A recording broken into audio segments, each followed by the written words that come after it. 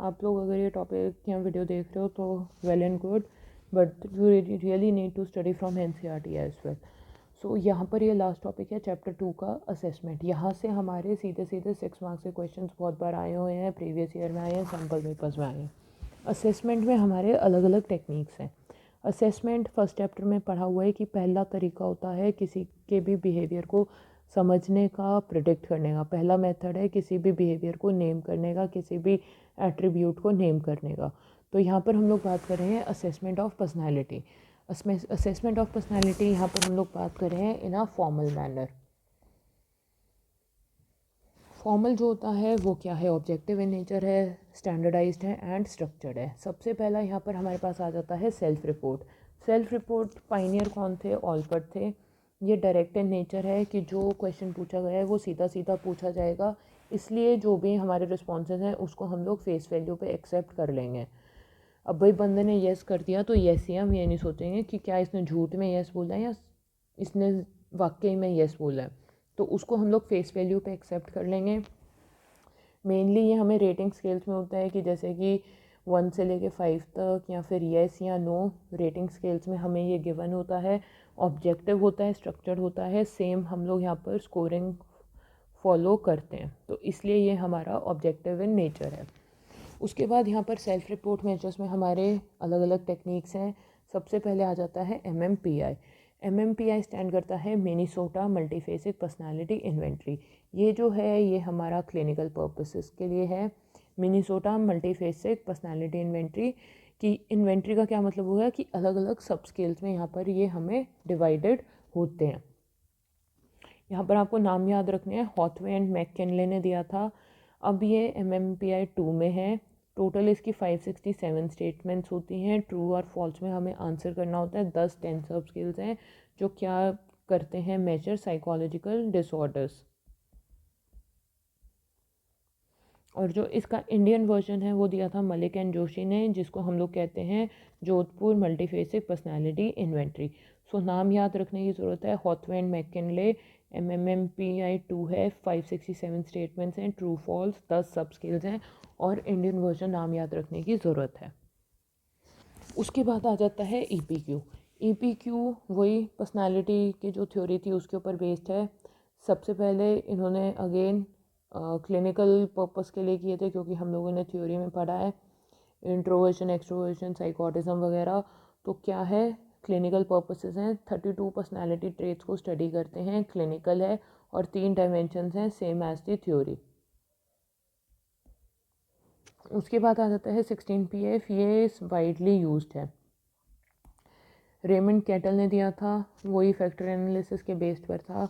इसको हम लोग क्या किस किस चीज़ के लिए यूज़ करते हैं, वोकेशनल कि बंदे को किस जॉब में जाना चाहिए, करियर गाइडेंस, सब्जेक्ट्स क्या पढ़ने चाहिए, ऑक्यूपेशनल टेस्टिंग कि जब वो एक किसी इंडस्ट्री में काम करता है तो क्या वो इस इंडस्ट्री में काम करने के लायक है या फिर नहीं, क्या उसके अंदर वो एप्टीट्यूड और पर्सनैलिटी है या फिर नहीं।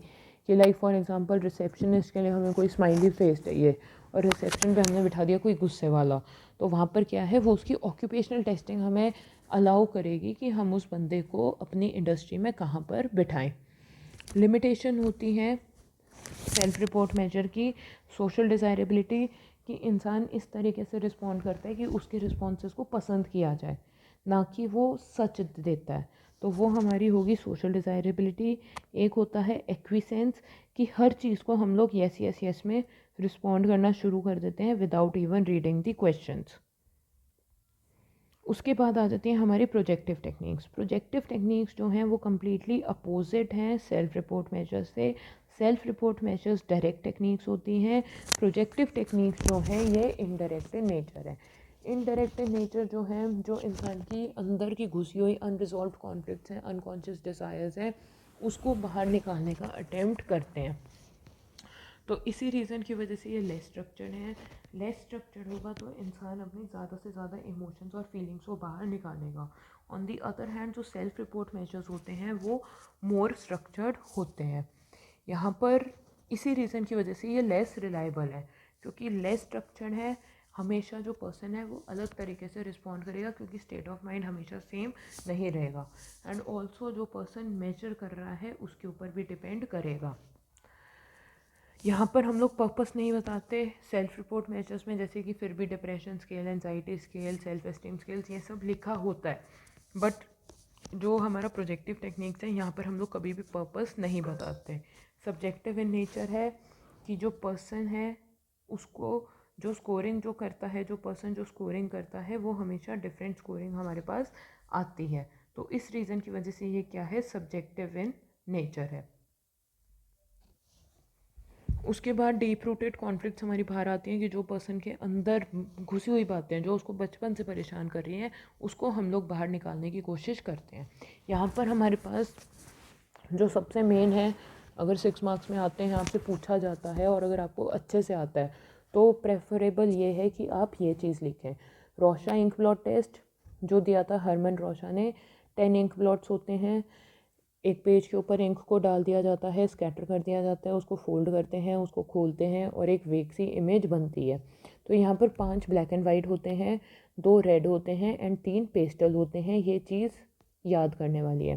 साइज़ इसका होता है 7/10। अब ये जो होता है ये 2 फेस में होता है। परफॉर्मेंस में उससे पूछा जाता है कि भाई आपको क्या दिख रहा है इन कार्ड्स में। इंक्वायरी में हम लोग इंक्वायर करते हैं कि कहाँ उनको ऐसा दिखा, हाउ किस तरीके से दिखा और उनको एग्जैक्टली दिखा क्या। तो इंक्वायरी में ये 3 चीज़ें लिख लेना, क्वेश्चन आता है तो इसको इस तरीके से लिख लेना, where, how and what, and उसके बाद इसको एक्सप्लेन कर देना। परफॉर्मेंस में आ गया कि भाई आपको दिख क्या रहा है कार्ड्स में। उसके बाद आ जाता है TAT, थीमेटिक एप्रिसेप्शन टेस्ट। ये दिया था मॉर्गन एंड मोरे ने। यहाँ पर 30 ब्लैक एंड वाइट कार्ड्स होते हैं, एक ब्लैंक कार्ड्स होते हैं। ज़रूरी नहीं है कि हम हमेशा 30 के 30 कार्ड्स को यूज़ करें, बट इस एक ब्लैंक कार्ड को यूज़ करना बहुत ज़्यादा ज़रूरी होता है। यहाँ पर हम लोग एक कार्ड अपने सब्जेक्ट को दिखाते हैं और उनको स्टोरी बतानी होती है।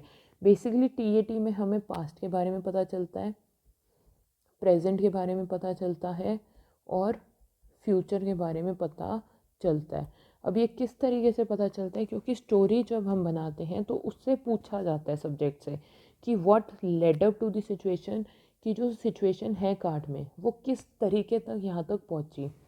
व्हाट इज़ हैपनिंग, इस टाइम के ऊपर क्या हो रहा है, प्रेजेंट आ गया, व्हाट इज़ हैपनिंग।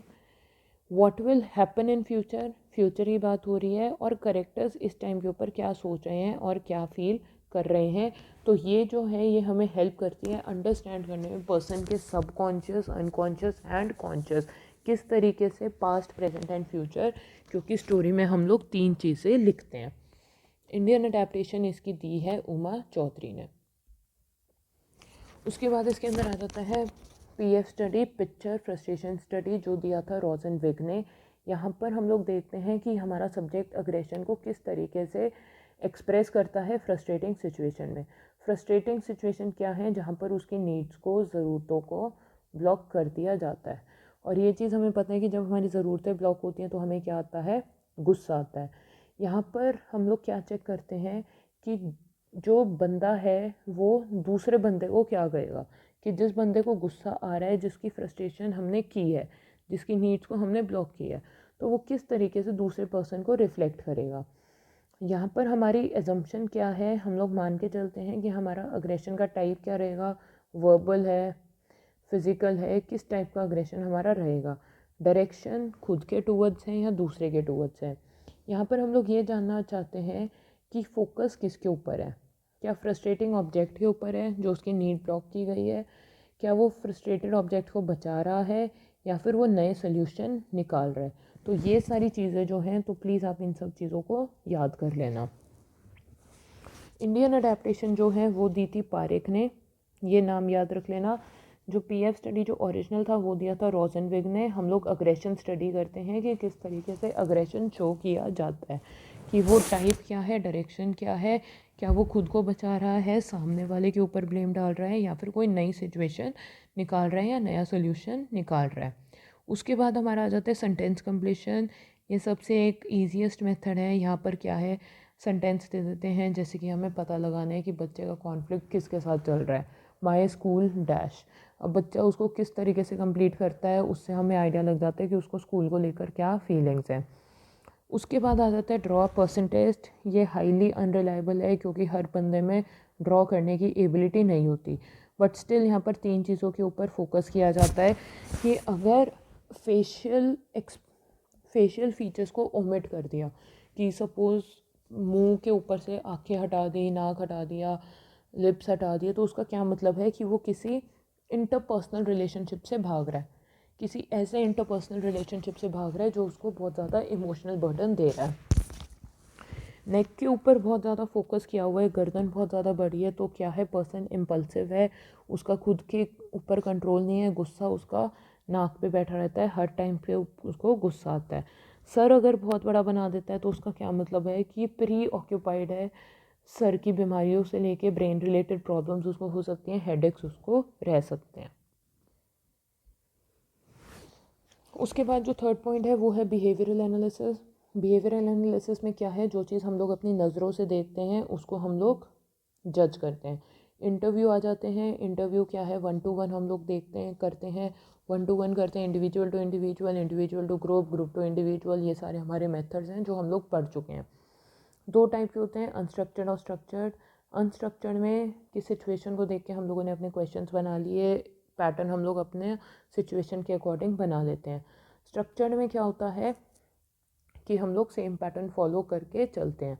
उसके बाद ऑब्जर्वेशन में आ जाते हैं। 11th क्लास में हमने पढ़ी है, सबसे पहले हम लोग सेलेक्ट करते हैं कि हमें ऑब्जर्व कर क्या करना है, फिर हम उसको रिकॉर्ड करते हैं and then we analyse that, हम उसको कंक्लूजन निकालते हैं। अब ये दोनों सबसे ज़्यादा वाइडली यूज्ड हैं, स्टिल इनकी लिमिटेशंस हैं। लिमिटेशंस में क्या क्या आ जाता है कि एक प्रोफेशनल ट्रेनिंग की ज़रूरत होती है। अनट्रेंड पर्सन अगर करेगा तो वो ना सही तरीके से इंटरव्यू कर पाएगा, रेपो डेवलप नहीं कर पाएगा, उसके अंदर पेशेंस नहीं होगी। मैच्योरिटी ऑफ साइकोलॉजिस्ट ज़रूरी है, एक ट्रेंड चाहिए और एक्सपीरियंस चाहिए। और अगर कोई बाहर से प्रेजेंट है, हम लोग कुछ ऑब्जर्व कर रहे हैं, बाहर से कोई आके देखने लग जाता है, तो एक छोटी सी प्रेजेंस भी हमारे रिजल्ट्स को कंटेमिनेट कर देती है। कंटेमिनेट का मतलब हो गया ख़राब कर देती है। उसके बाद इसके अंदर आ जाता है बिहेवियरल रेटिंग। ये हम लोग करते हैं किसी बिहेवियरल एंकर के बेस्ड पर, कि भाई हमने ये कह दिया कि हम लोगों को रेट करना है किसी पर्सन को एंगर के बेस पर।